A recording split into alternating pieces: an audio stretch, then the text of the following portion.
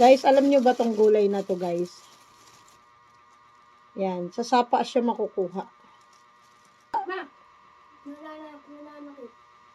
Napisil-pisil kasi. Bakit na yun? Ayan, sa nakakalam dito, hello, shout out. Kakain tayo ng Talbos ng kamote. talbos ng kamote. Kakain tayo ng damo. Ito ay halaman. Nagawang halaman.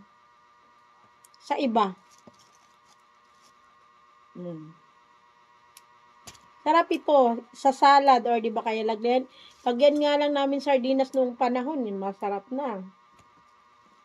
Masarap din siya gata na may daing at pwede din siya salad lang. Kamatis, sibuyas, bagoong, pwede na. Napakasarap.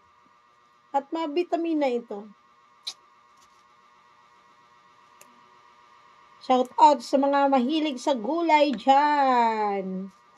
Shout out sa isang batang hindi kumakain ng gulay dyan.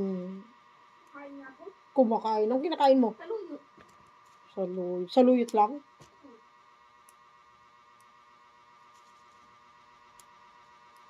Pakainin kita nito ha.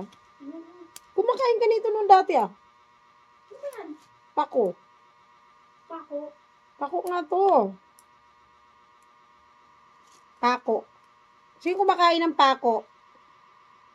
Ito yung pako. Masarap ito guys, gataan.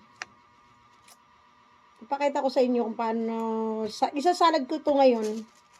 Paano gawin ng salad to. Napakasarap. Mas masarap pa siya sa talbos ng kamote.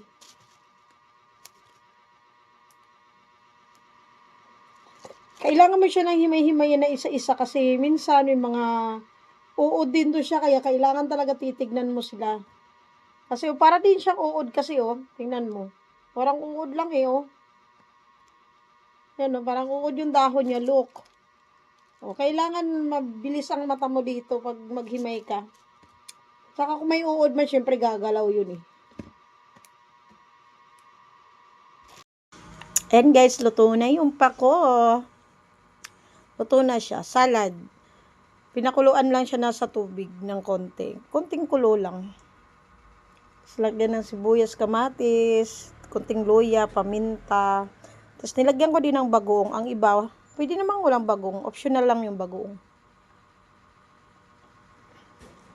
Ang iba, suka. Ano ba tawag dito? Kalamansi, asin lang. Sa akin bagoong, masarap. Kain. Kain tayo. Here.